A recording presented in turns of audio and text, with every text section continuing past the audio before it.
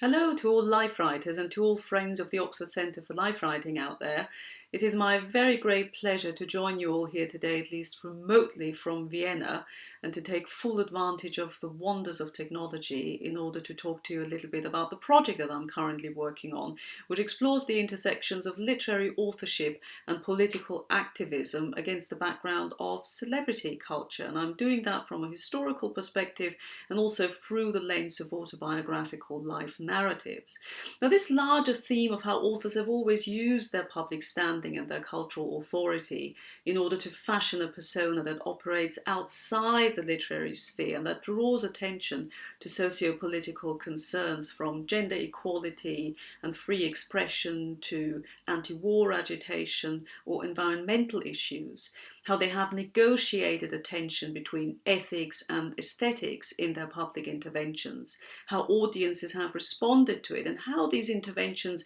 can be situated within larger frameworks like the publishing or the media industries.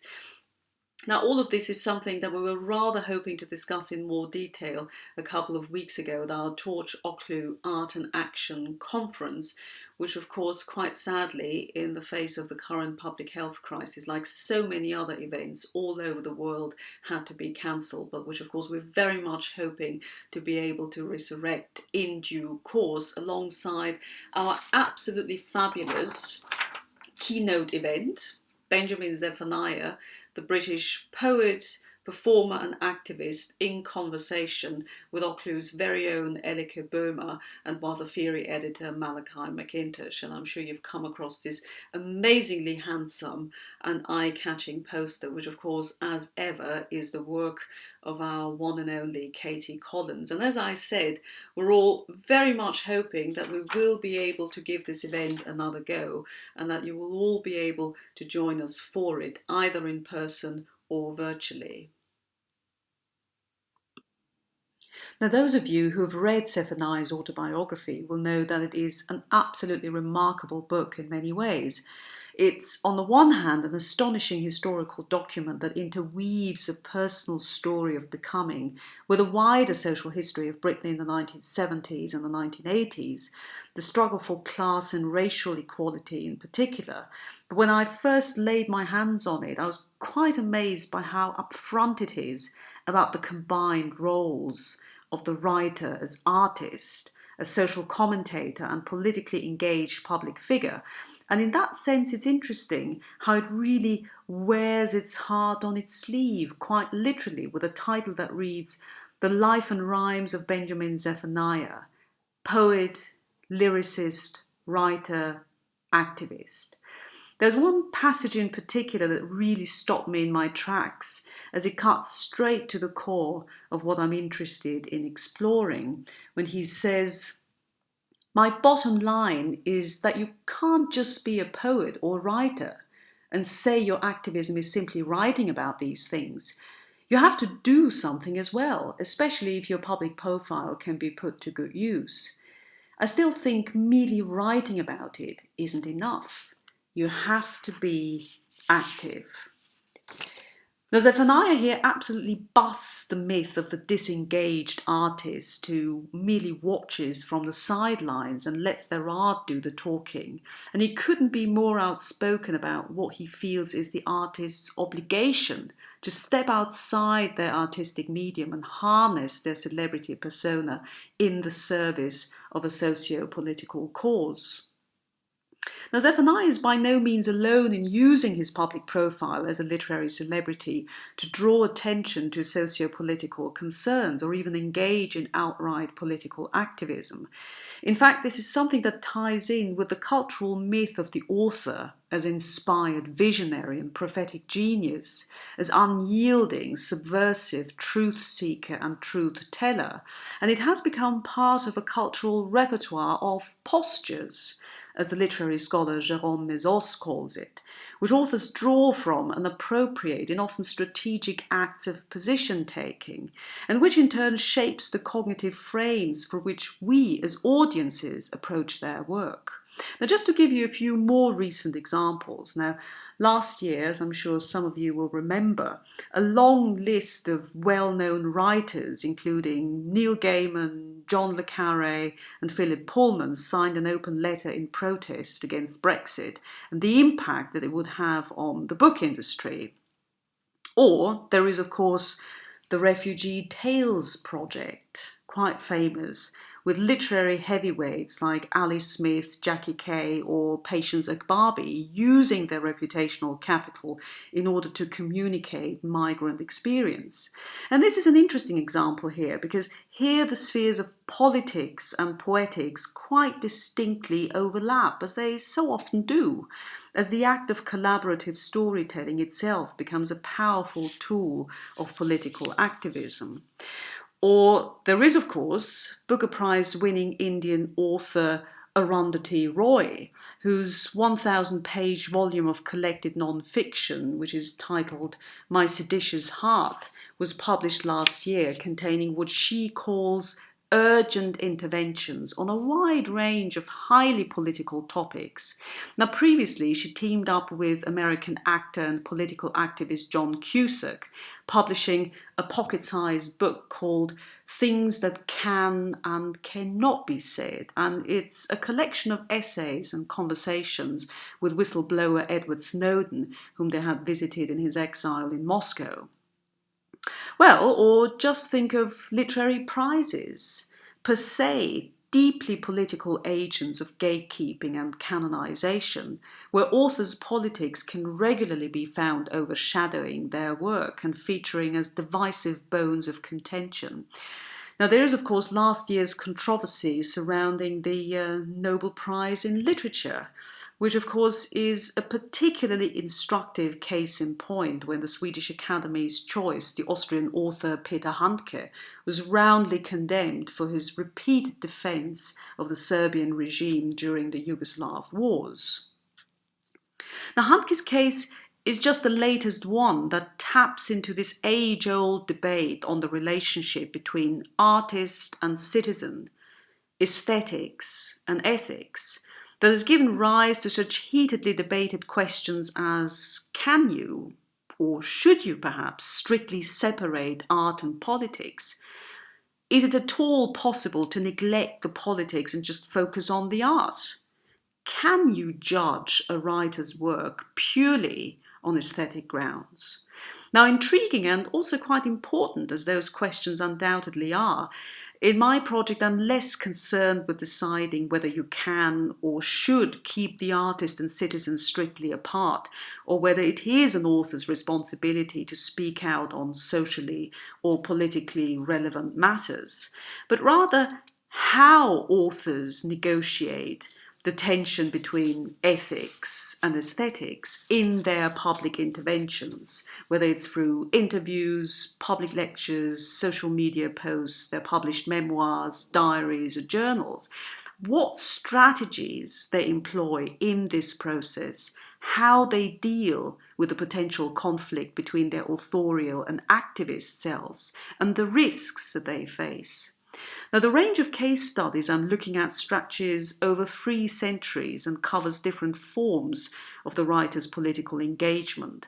One of them, and perhaps that's the most charged, the most extreme form, being the writer who gets elected to and who assumes high political office.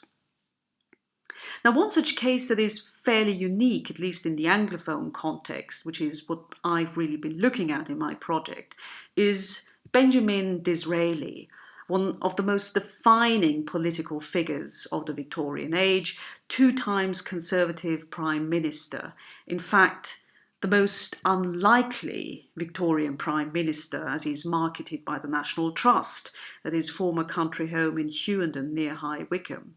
Not only because to this date he remains the only Jewish-born British Prime Minister, but also the only British Prime Minister who both started and ended his career as a best-selling novelist, as the author of no less than 17 novels. And it has to be said, of course, that most of them are completely forgotten today, and some literary critics might say that this is for a very good reason. Now, as Oscar Wilde, who not to an insignificant degree modelled himself on Disraeli, the dandy figure, said of him admiringly a few years after Disraeli's death, Lord Beaconsfield played a brilliant comedy to a pit full of kings and was immensely pleased at his own performance. He began by leading Mayfair as a dandy. He ended by leading the House of Commons as a diplomatist. His life was the most brilliant of paradoxes.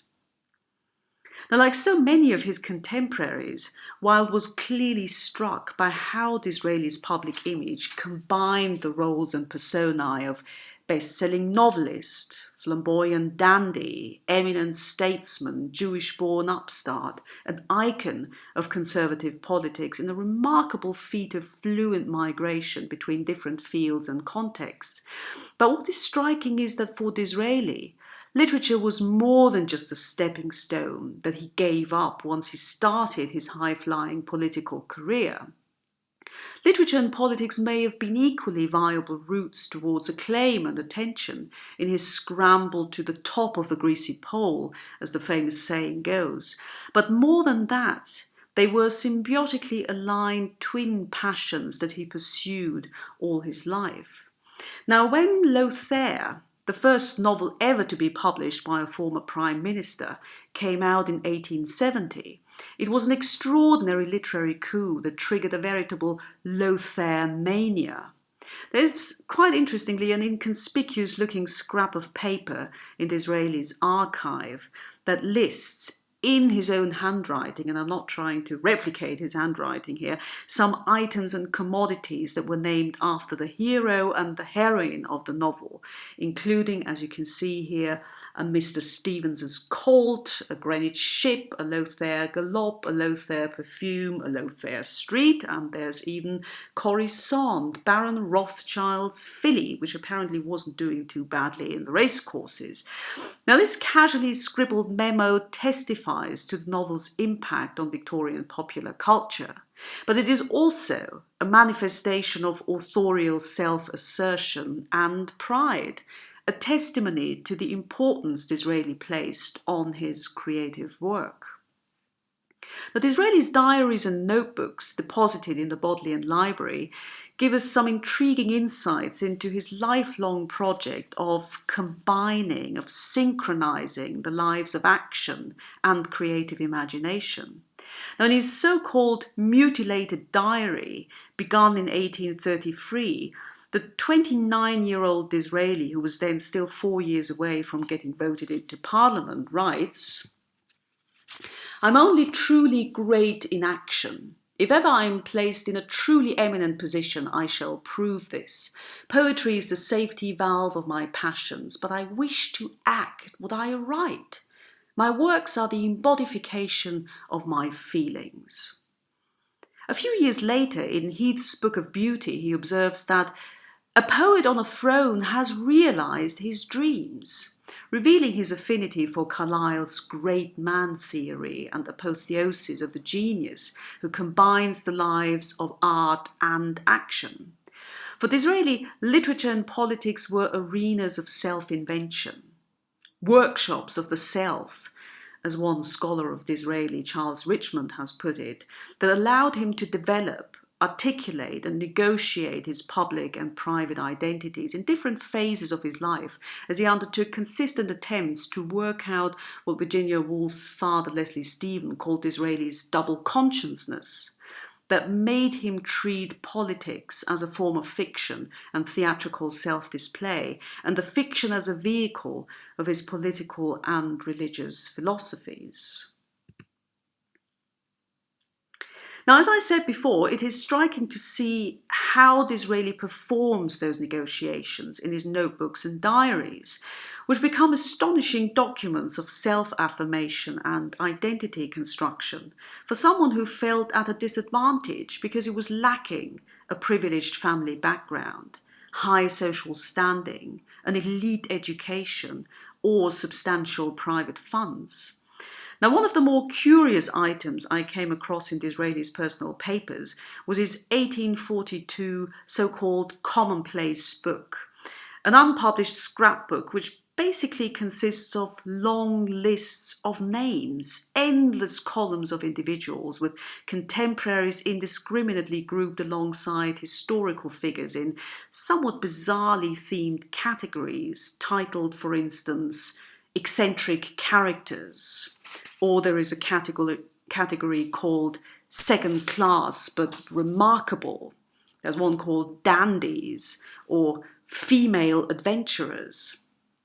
There's also another category named spirit of the times, which is but defined by the Disraeli as to know it, the spirit of the times and oneself, is the secret of success. Now, what follows there is another eclectic mix of individuals ranging from Alexander the Great, Julius Caesar and Jesus Christ to Shakespeare, Lord Byron and Napoleon. So the question then is, what do we make of this compulsive name dropping? Now, it might well be that this is part of a self-performance in line with what the intellectual historian Karl Pletsch has called the autobiographical life, which he defines as follows. In modern artists and intellectuals, we are confronted with lives lived upon the general pattern of an autobiography imagined in advance, often when the subjects are quite young and constantly rewritten. This is why I call the life lived in anticipation of one's biographers an autobiographical life. Now, this idea of the life lived in anticipation of one's biographers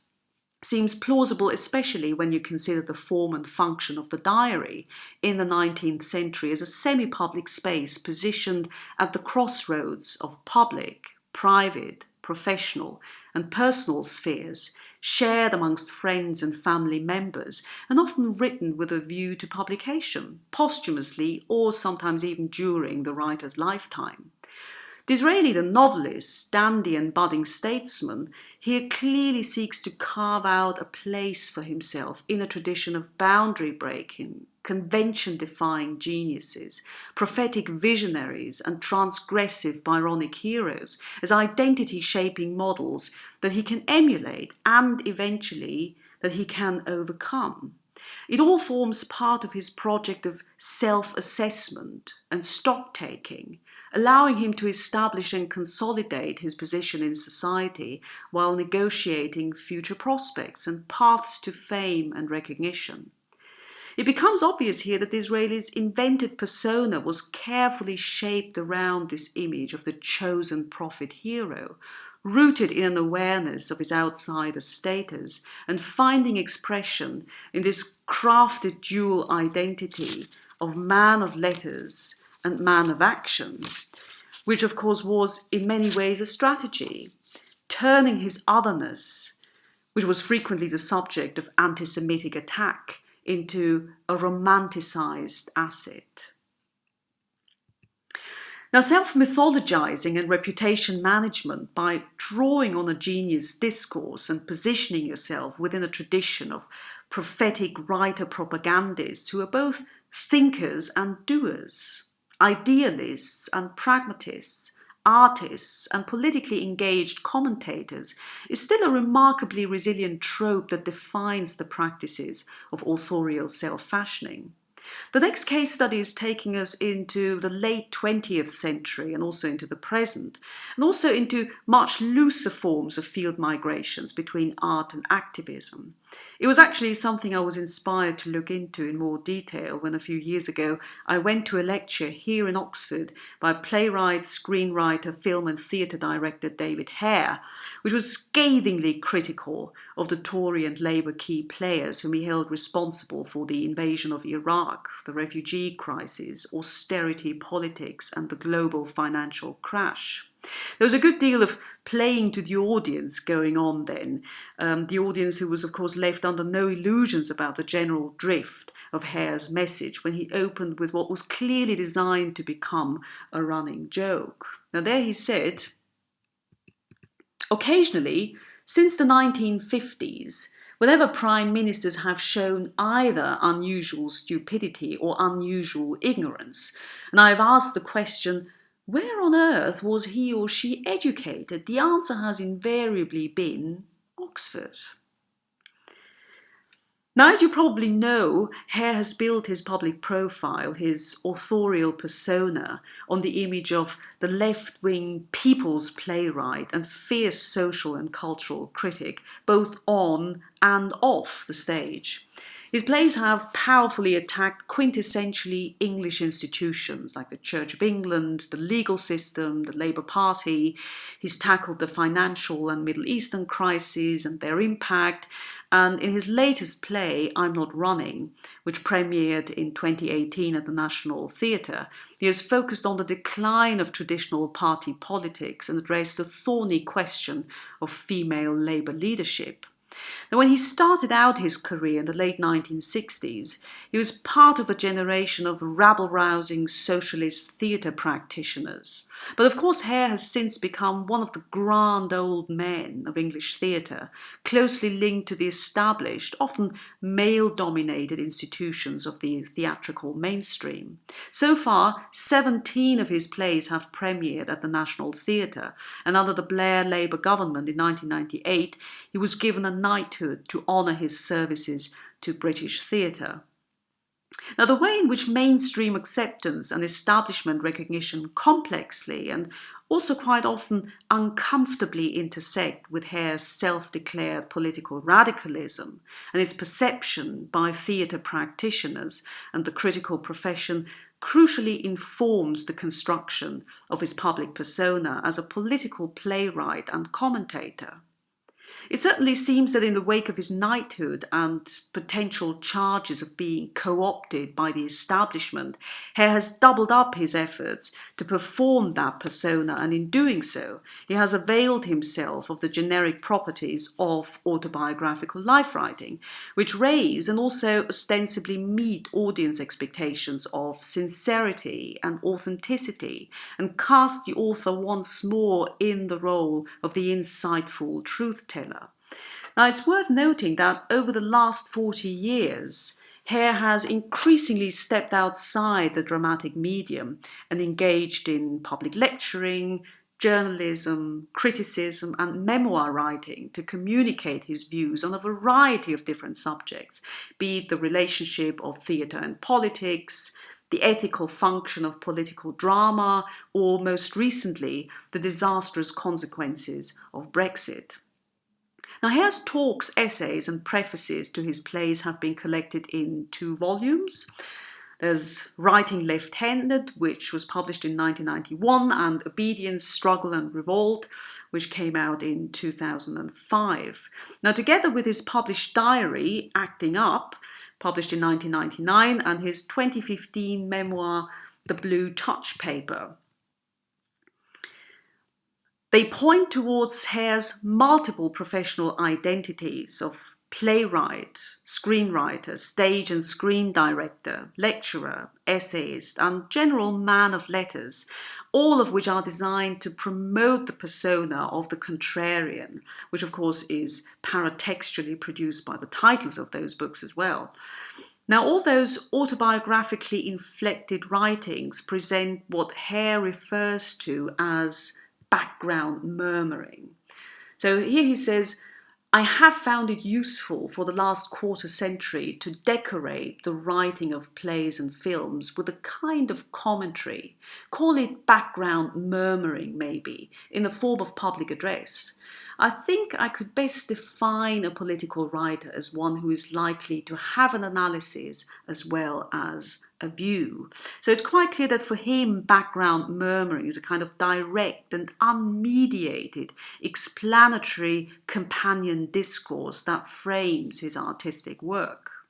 Now, the authorial persona that materializes through this background murmuring, feeds on a romantic conception of strong authorship that casts the author in the role of the enlightened poeta vates, the inspired artist creator, and generally misunderstood and underrated moral authority who strives to appeal to the political and social conscience of their readership. Now, in this theory of authorship, the author's cultural capital and authority are intimately connected with truth-telling discourses that render the author's combined identities of artist and cultural critic a default mode.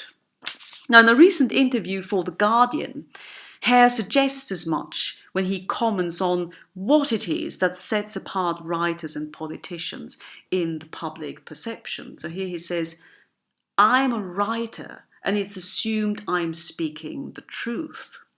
Now, this prophetic discourse that rests on the author's charisma and the defense of universal values such as truth, justice, integrity, freedom of expression has become part of authorial postures as a way of asserting their authority and symbolic power, and has historically developed as a way of redefining the social function of the writer, as, for instance, the French literary sociologist Gisèle Zapiro has shown. Now, the status writers occupy in the cultural imagination, as well as the media they have access to, therefore trigger specific audience expectations that can be instrumental to easing their passage into the sphere of politics. Now, while the genre and field in which you operate are clearly crucial to facilitating those literary political field migrations in the first place, genre is also a key factor when it comes to the ways in which they are staged and articulated. Now, in his affinity for the lecture, the essay, and more recently the memoir, Hare recognizes and exploits the truth capital of those genres. As Hare stresses, these texts are marked by an autobiographical thread, and as such they share a set of properties that enable the audience to enter what Philippe Lejeune has famously called the autobiographical pact, which means that we as readers assess autobiographical narrative in terms of its truth claims, that we accept the purported truthfulness and authenticity of the text, knowing all the while that this truthfulness is complex at best, ambiguous, symbolic, subjective, relative, and selective. Now, this ties in with the concept of biomythography, which Michael Benton has developed in the context of literary biography, and which, as he says, subverts any concept of life writing based on a simplistic account of supposed facts. It acknowledges the importance of context and historicity, but more than that, it reflects the ways in which what we take as facts are subject to narrative representation and cultural mutability. Fact, fiction, and myth are so interwoven in our perceptions of human lives that life writings must not assume to tell the truth. Now, the concept of biomythography, of course, also applies to autobiographical discourse. Now, in his memoir, The Blue Touch Paper, which is based on a series of recorded conversations with journalist Amy Raphael, Hare rehearses his familiar repertoire of autobiomyths, and most of them revolve around the image of the writer as rebel, who offers a critique of society, its norms and institutional frameworks. Covering the years from 1947 to 1979, the memoir charts Hare's path from an emotionally starved lower middle class childhood on the Sussex coast onto public school and Cambridge University education through scholarships, and from there a swiftly progressing career in British theatre. Not surprisingly, the narrative focus is very much on the self-making of the professional playwright whose success story rests on the heroic achievements of the post-war welfare state, and whose commitment to theatre as an agent of political change emerged from a sense that the ideals of social democracy were being betrayed. So in the memoir he says, my hope is to show how a lifelong engagement with two disparate art forms, film and theatre, may reflect at the same time on more diverse questions and on more intimate. This book is the story of my apprenticeship. It seeks to tell how a young man became a dramatist and to describe the cost and effect of that decision. Now, in doing so, Hare's story of becoming feeds on, and of course also at the same time perpetuates, the artist as hero myth that accommodates both self-aggrandizement and self-deprecation, hyper-confidence and crippling insecurity. Memoir thus becomes a powerful vehicle, not only for prophetic truth-telling discourses, but for negotiating the subject's position in the cultural imagination and the relationship between their personal and professional identities. It also presents the failing hero as ordinary human being whose personal story is set within, but also relates to a larger historical framework.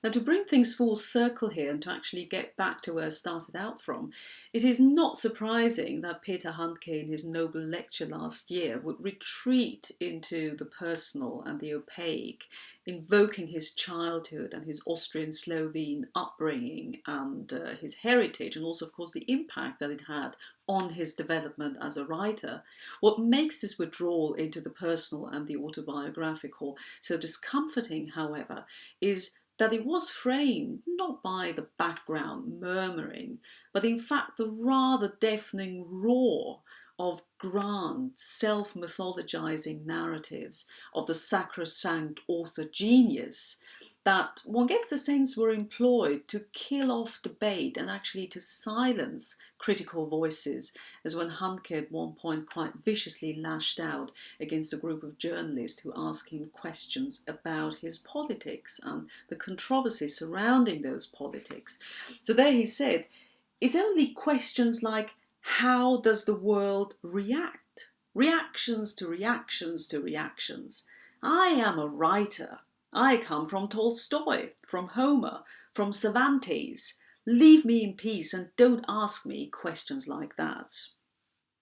Now it's quite clear that Handke here places himself within and also appeals to the authority of a distinctly white, male and Western canon of literary greatness in order to exempt himself from a public debate that could potentially undermine his own authority as a writer. I mean, the fact that a freshly ennobled male writer, so to speak, engages in this form of authorial myth-making, I think raises some quite poignant questions about how the intersections of literary celebrity and politics are influenced by such categories as gender, class and ethnicity, and to what extent they map onto different national and cultural spaces. Now, ultimately, the fashioning of the authorial persona in the public sphere and through life writing is always an intensely and a deeply political act that navigates the fault lines between public and private selves, pure art, political commitment, audience expectations, and also, of course, the expectations of the literary marketplace.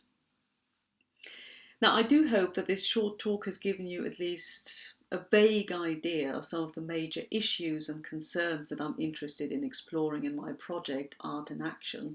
And of course, now it would be great to hear from you and to get your ideas, your comments, your questions, and any kind of feedback you might want to give me.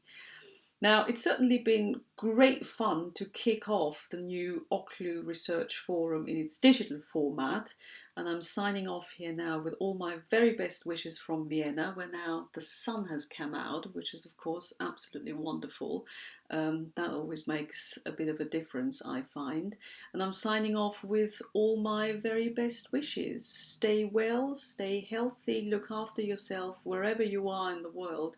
And I do hope that I will see you again, that we will meet, that our paths will eventually cross wherever it might be in the world. Stay well and see you soon.